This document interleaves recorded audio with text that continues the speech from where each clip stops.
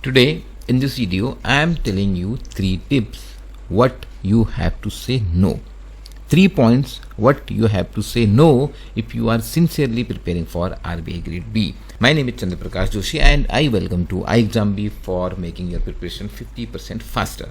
Tip number 1, you have to understand this very well that though RBI publications are important, but you have to say no reading RBI circulars and many other such important publications.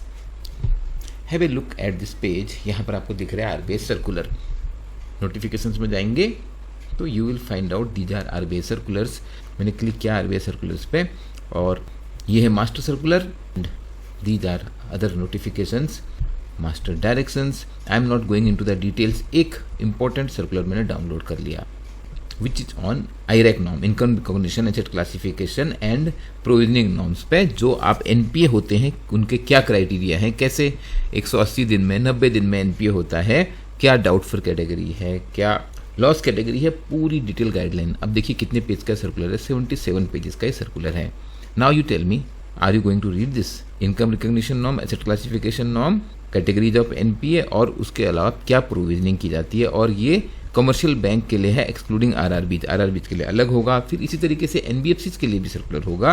अगर आप केवल master circulars की list देख लो और ये recent है, देखिए यहाँ पर आप डिपार्टमेंट वाइज शॉर्ट कर सकते हो और यहाँ पर आप ईयर वाइज शॉर्ट कर सकते हो. तो आप समझ सकते हो कि अगर आप ये सारे सर्कुलर पढ़ने वाले हो तो आपका क्या होने वाला है. And I have heard in many advices people give कि RBI सर्कुलर पढ़ने हैं. Absolute, I am telling you, absolute waste of your time. इसके बदले में करना क्या है, that I have told in many videos but still I am repeating you. If you are studying BPDR, आपको फ्रीली डाउनलोडेबल है, आप डाउनलोड कीजिए iExamB की वेबसाइट से. BPDR has all the important things from the RBI circulars and if you are reading a business newspaper आपको important चीज miss होगी ही नहीं.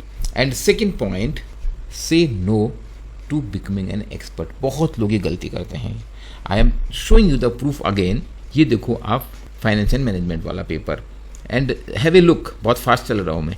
कितने क्वेश्चंस आपको लग रहे हैं कि बहुत डिफिकल्ट फाइनेंस के क्वेश्चन. अभी तक तो सारे क्वेश्चंस मैनेजमेंट के आए हैं, ये भी मैनेजमेंट का क्वेश्चन है, ये फाइनेंस का क्वेश्चन है, बट आप देखो ये कितना मुश्किल है. और आप केवल इस स्क्रीन पर मत देखो बिकॉज आप इसको पूरा पढ़ नहीं सकते हो इतने कम टाइम में. But have a look here and then go to the website and then read every question. Study this paragraph. Previous year paper is the key. Don't just trust me. अभी मैं उस पर आऊँगा. अपनी अकल लगाना बहुत ज़रूरी है because if you blindly say what I am saying then it won't work because ultimately you have to walk the path. I am telling you the path. ये questions आप पढ़ो और समझो कि फाइनेंस कितना डिफ़िकल्ट है. इसके बाद मैं आपको ESI दिखाता हूँ. आप देख रहे हो मैक्सिमम क्वेश्चन बैंकिंग से रिलेटेड हैं, मैक्सिमम क्वेश्चन मैनेजमेंट से रिलेटेड हैं. एक ये क्वेश्चन है जिसको आप फाइनेंशियल रेशियो बोलोगे, रिटर्न ऑन एसेट ROA निकालने को पूछा है और स्ट्रेट फॉरवर्ड है. अगर ऐसा एक क्वेश्चन छूट भी गया, न्यूमेरिकल देख के पहले तो डरना नहीं है, छूट भी गया तो कुछ ऐसा नुकसान नहीं हो जाएगा. आप एक्सपर्ट मत बन जाना फाइनेंस के, आप जर्नलिस्ट के लिए जा रहे हो. Nobody is expecting you to be an expert. Simple question हैं. इसी तरीके का ESI भी दिखाता हूँ आपको. देखिए ये ESI का पेपर है. ESI में आपके क्वेश्चन जो है देखिए किस तरीके के क्वेश्चन हैं. वर्ल्ड इकोनॉमिक आउटलुक, ये 2.1%. कौन सी इकोनॉमिक्स पूछिए आप मुझे बताइए इसमें.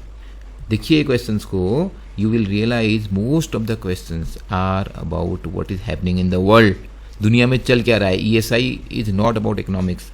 Economic issues and social issues मिलकर बनाते हैं इकोनॉमिक एंड सोशल इशूज. उनको समझने के लिए आपको इकोनॉमिक्स की बेसिक अंडरस्टैंडिंग होनी है. कि क्वेश्चन को देखिए, inclusive development, reaching the last mile, budget का क्वेश्चन है. समरी पढ़नी है. जो पहला पॉइंट क्या था, when I said RBI circulars, I mean to say RBI circulars and all other related publications, चाहे वो वर्ल्ड बैंक की रिपोर्ट हो, IMF की रिपोर्ट हो, फाइनेंशियल स्टेबिलिटी रिपोर्ट हो. आप इतनी बड़ी बड़ी रिपोर्ट्स अगर पढ़ते चले जाएंगे एक के बाद एक तो सारी तो नहीं पढ़ सकते.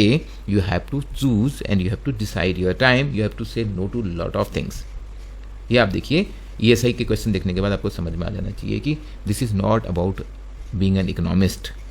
इसमें मैक्सिमम क्वेश्चन है गवर्नमेंट स्कीम पे, मैक्सिमम क्वेश्चन है जो इकोनॉमिक और सोशल इशूज चल रहे हैं हमारे देश में, उन पर ये प्रश्न पूछे गए हैं. और वो आपको याद करना पड़ेगा, आपको पढ़ना पड़ेगा.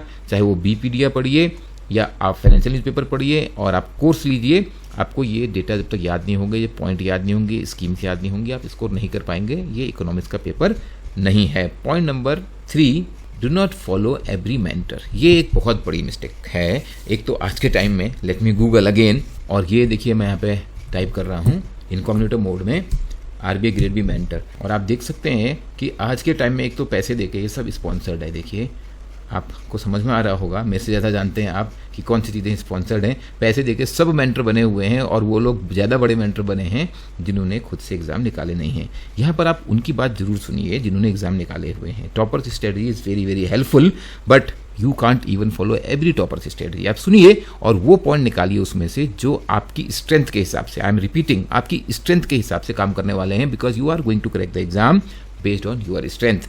बहुत सारे लोग की इंग्लिश वीक होती है, they become RBI grade B officer, और कुछ लोग इंजीनियरिंग बैकग्राउंड के लोग हैं, उन्हें फाइनेंस नहीं आता, उसके बाद भी वो आरबीआई ग्रेड बी टॉप कर ले जाते हैं। You have to find out कौन सी स्ट्रेटजी आपको सूट करती है। If you start following every mentor, आप कहीं के भी नहीं रहेंगे। I am repeating here, work on your strengths. कुछ फर्क नहीं पड़ता है अगर आपको इंग्लिश कम आती है, कुछ फर्क नहीं पड़ता है अगर आपने कॉमर्स या फाइनेंस से पढ़ाई नहीं करी है, कुछ फर्क नहीं पड़ता है अगर आपकी जनरल अवेयरनेस वीक है या आपकी क्वांट वीक है। केवल क्वालिफाई करना है वहाँ पे आपको, लेकिन आपको एक ऐसी तैयारी करनी है कि आपकी स्ट्रेंथ के बेसिस पे आपको एग्जाम क्रैक करना है। And you if you start following every mentor, आप ऐसे समझो ये माउंटेन है और माउंटेन पर जाने के बहुत सारे रास्ते हैं, इधर से भी है, इधर से भी है, इधर से भी है, लेकिन आप आधे चढ़ रहे हैं, फिर वापस आ रहे हैं, दूसरे मेंटर ने नई बात बता दी, फिर दूसरे मेंटर ने नई बात बता दी। You will be confused, you will be never able to reach to the top of the mountain. आप चढ़ ही नहीं पाओगे।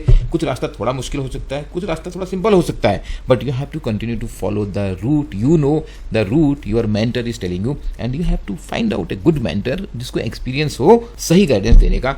और अगर आपके पास और भी ऐसी कोई टिप है, please comment what one shall not do.